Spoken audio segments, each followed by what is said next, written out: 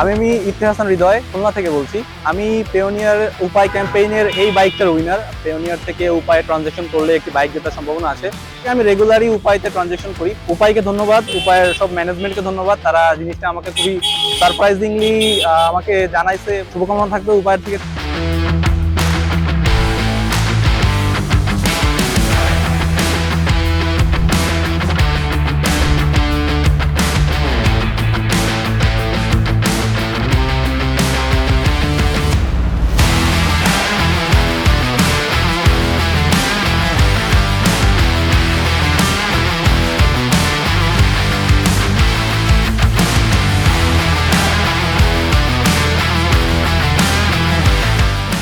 আমি উপায়ের মাধ্যমে একটা মোবাইল পেয়েছি।